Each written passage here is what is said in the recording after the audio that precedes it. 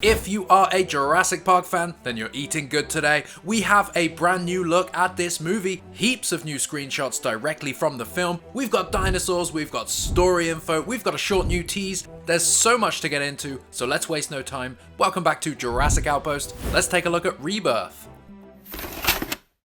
This week is the week of Jurassic World Rebirth. The trailer comes tomorrow. We've got new pieces of footage. In fact, we've got our first real look at film footage in yesterday's long grass tease. And today, we've been gifted so much more. The marketing has truly begun with this movie. They are showing off the dinosaurs, they're showing off the characters, and in a new drop by Vanity Fair, we get a new interview with producer Frank Marshall, director Gareth Edwards. The two reveal loads about the movie, about the story, and we've got a bunch of brand new images directly from the film. Gareth Edwards called the first movie a horror film in witness protection. This whole interview has really hyped me up for Rebirth. What we have here is a real understanding of what made the first movie so great, and it seems that everybody involved is keen to make this entry as close to that first movie as possible.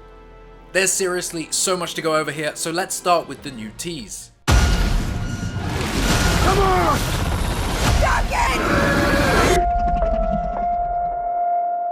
In the same vein as yesterday's tease, we get two new clips. One shows Scarlett Johansson looking horrified, bathed in red light. We cut to Mahershala Ali's Duncan Kincaid. This is the same scene as the very first screenshot we got from this movie. We know that Duncan is on a dock here. He's holding a flare, and in this clip he shouts, "Come on," at whatever is facing him. It looks like a very intense scene, and when it cuts to black, we hear Zora Bennett scream, "Duncan," and we hear some sort of distorted commotion. Duncan! Trailer tomorrow. The Jurassic Park theme plays on piano at the end here, proving that John Williams' themes endure forever.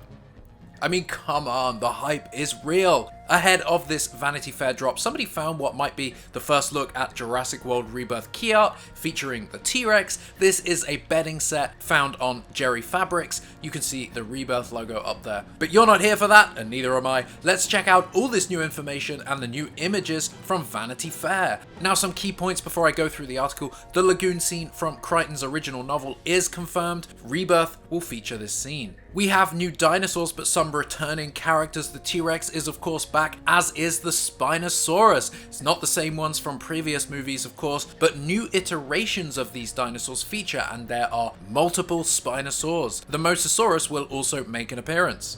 There will be a lot of death. A quote in this article says, "There's no draft of the film where everyone survives."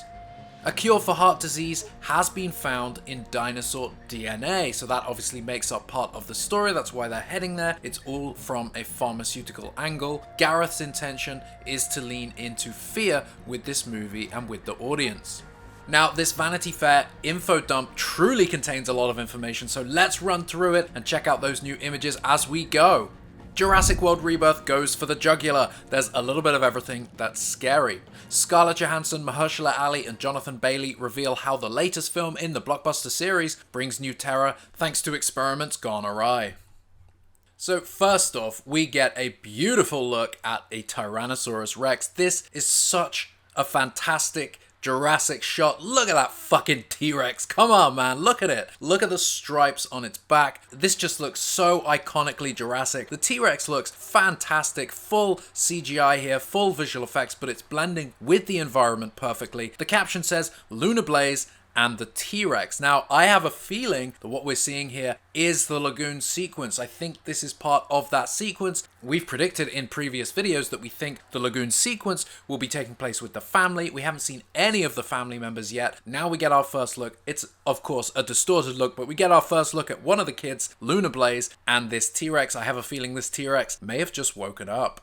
If I cannot inspire love, I will cause fear. So raged the creature in Mary Shelley's 1818 novel Frankenstein, but that line also now applies to one of the classical resurrection story's modern descendants, Jurassic Park. In the latest film in the colossal blockbuster franchise, Jurassic World Rebirth, inhabitants of that world are not unlike moviegoers today. People have seen dinosaurs a lot over the years. They've seen them revived from extinction, they've seen them get loose and run amok, they've seen them so often that awe has been replaced by a shrug. Dinosaurs no longer inspire love. So producer Frank Marshall and Steven Spielberg, who astonished audiences with the groundbreaking visual effects of the 1993 original, felt that Rebirth should lean into causing fear. After completing 2 trilogies of films, which collectively generated billions of dollars at the global box office, they believed a 7th film would have to escalate the risk to new levels. I've always said that visual effects are great, CGI is a great tool, but it makes you lazy because you know you can do anything, Marshall tells Vanity Fair for this exclusive early look. It's got to be dangerous. That became the mission of Rebirth. You're in a new place. You don't know what's around the corner. You've got a different jungle. You've got more water. You've got higher cliffs. Marshall says there's a little bit of everything that's scary. And to that new array of creatures literally engineered to trigger fight or flight. The next picture shows us Scarlett Johansson abseiling down a cliff, down the side of a cliff. Beautiful waterfalls in the background there. This location just looks like Jurassic Park. Scarlett Johansson rappels down a cliff face as the covert operations expert Zora Bennett. The story follows members of a recovery team led by Scarlett Johansson, Mahershala Ali and Jonathan Bailey as they venture to an island near the equator that was once home to the first Jurassic Park's research lab. The squad is trying to retrieve genetic material that could lead to a medical breakthrough for humanity, but 3 decades later, the mistakes made at that ruined facility have not gone away. They've endured and only grown bigger. These are the dinosaurs that didn't work. There's some mutations in there, Marshall says. They're all based on real dinosaur research, but they look a little different. Imagine the nightmare version of the giant lizards that evolved naturally millions of years ago. Rebirth director Gareth Edwards, best known for the 2016 Star Wars tale Rogue One and 2023's The Creator, drew upon classics that have curdled blood for generations. When you make a creature, you get a big, massive pot and you pour in your favourite monsters from other films and books, he says. The filmmaker's beastly bona fides are already well established. He made his breakthrough with 2010's Monsters, about invasive alien titans who fall to Earth, and followed that up by tackling the granddaddy of globe-threatening kaiju with 2014's Godzilla. Adding to his Rebirth dinosaur inspiration were a few other favourites: the skeletal xenomorph from Alien, the dungeon behemoth from Return of the Jedi, and the original big bad from Spielberg's first Jurassic Park movie.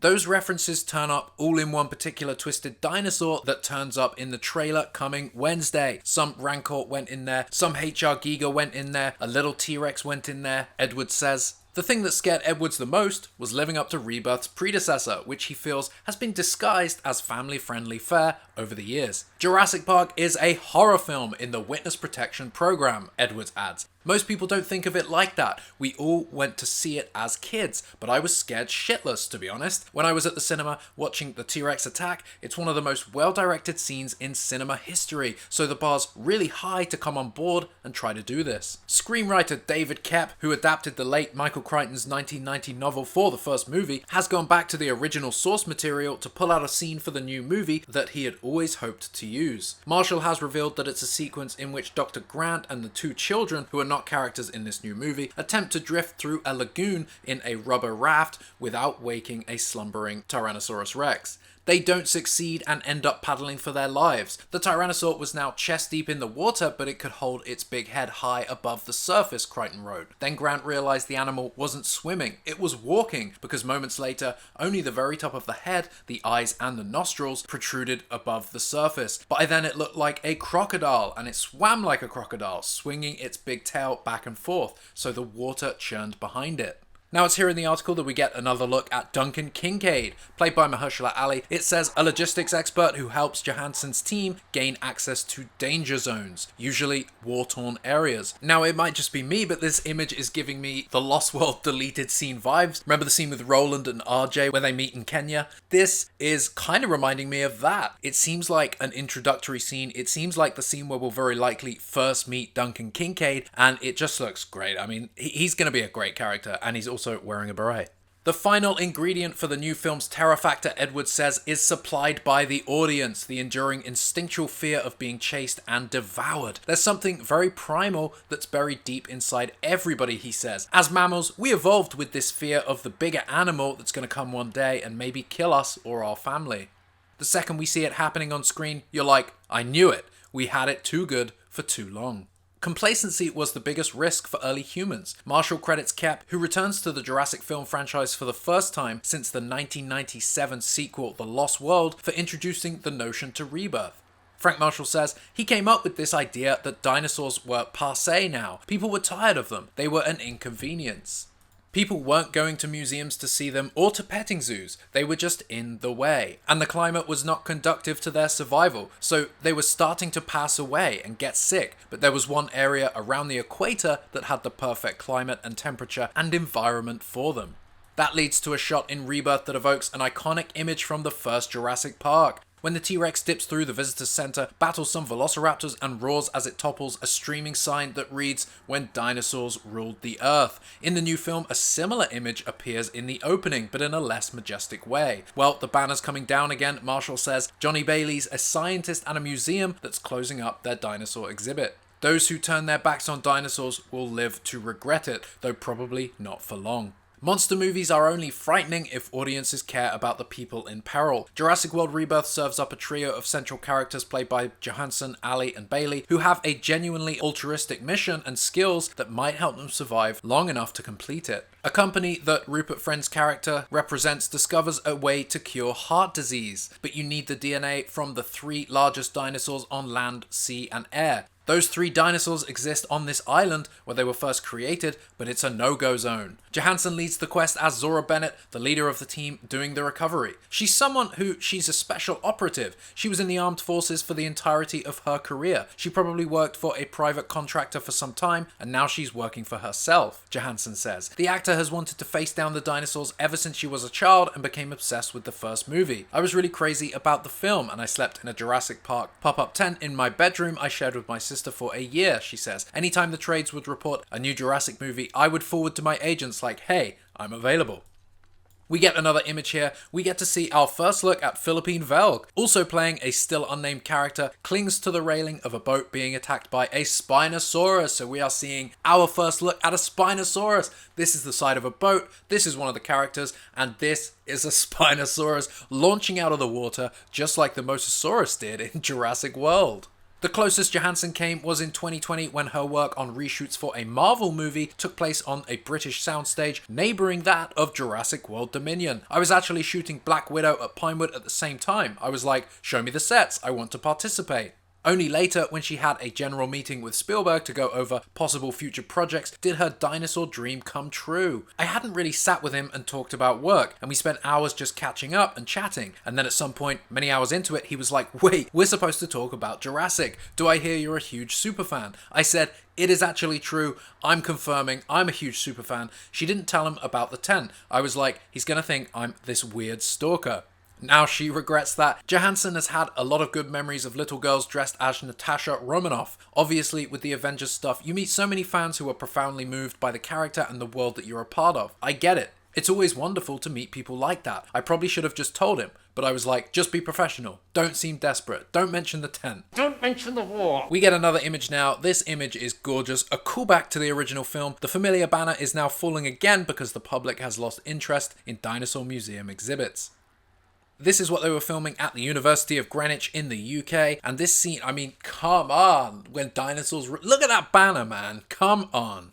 About a month after that, Johansson had kept script and was proposing her own touches for the character. I just wanted to understand what the stakes were for her, and that she wasn't just driven by money or power. You wanted it to feel personal for her, she says. You have to love the characters, and you want to root for them. The movie can't just stand on the dinosaurs alone. Zora evolved to be less of a mercenary. She's someone who's dedicated herself to saving other people, and I think she's at a professional crossroads. I think she's burnt out, Johansson says. If all goes well, this can be the job that allows the character to retire from danger zones. Of course, everything goes wrong, but that's the fun part.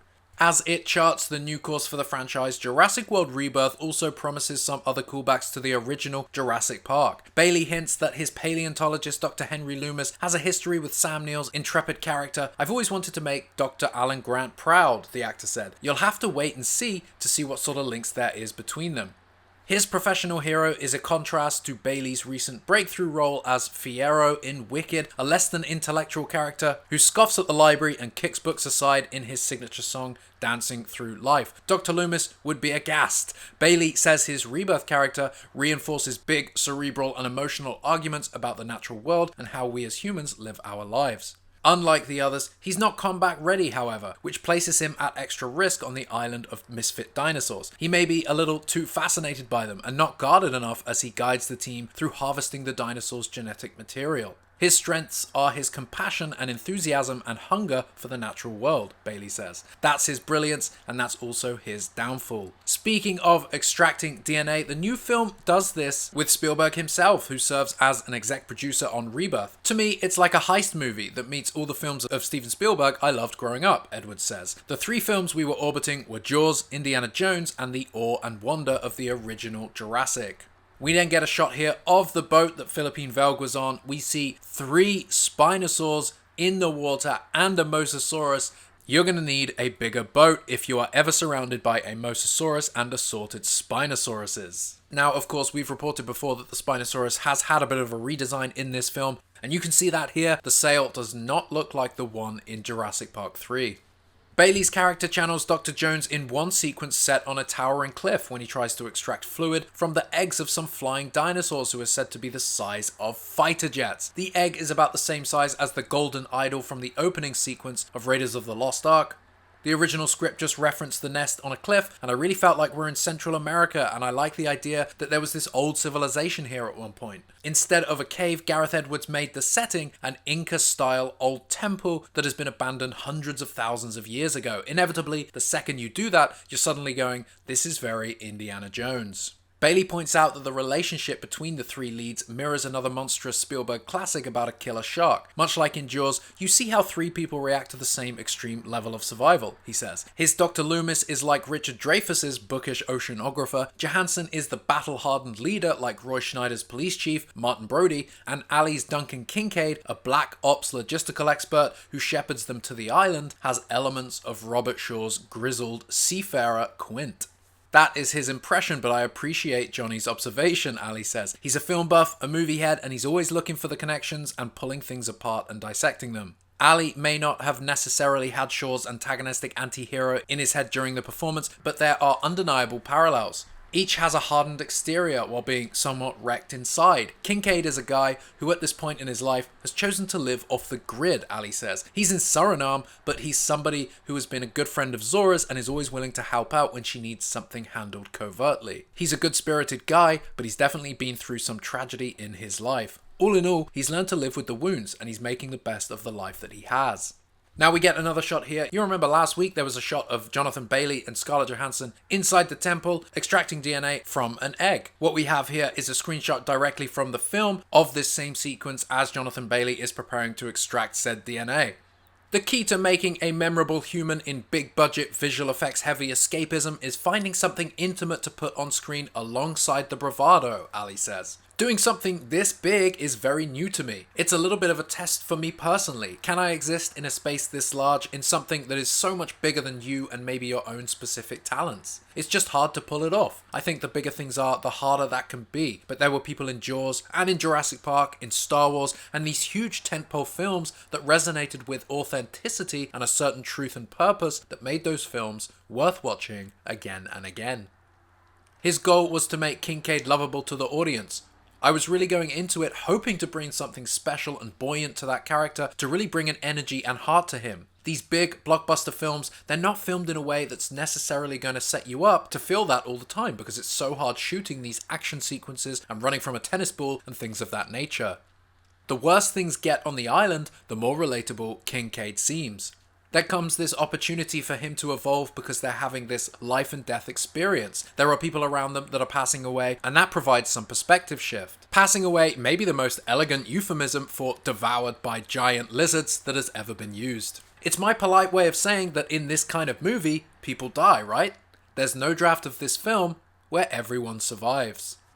I don't even know where to begin. So Rebirth is giving us a brand new island, an island lost away to time, InGen and John Hammond's very first breeding ground, it would appear, the dinosaurs that didn't quite work out, the experiments, they were all created and housed here. Could this be the elusive Site A, or is this Site C? David Koepp, of course, wrote this movie. He knows a lot about Site B. It would appear that he is giving us one of InGen's even scarier locations. Gareth saying Jurassic Park is a horror film in the witness protection program. Yes, Gareth. I mean, yeah, he is the right director. This is what I've wanted to be hearing all along. The images alone in this reveal are just stunning. The movie looks gorgeous, and I mean that. Of course, there's always bias being a Jurassic fan, but I've been honest with my thoughts about the World Trilogy. What I'm seeing here just feels right. It looks right. It feels like a movie. It looks like a sequel to the Jurassic Park movies, and it's hard to pinpoint why exactly, but I feel that with these images. The movie looks filled with action and adventure, a classic Gareth Edwards picture, but this Vanity Fair article gives us so much more about the story, so much was revealed here, and I think we're going to get our first real look at this kind of crazy mutant dinosaur thing in the trailer tomorrow. I'm sure I'm going to have much more to say on this, but for now, I'm just a bit overwhelmed with all this information. I think we can let these images speak for themselves. What is your favorite of the new movie screenshots, and what most surprised you about this information? Share those thoughts and any else you might have down below in the comments.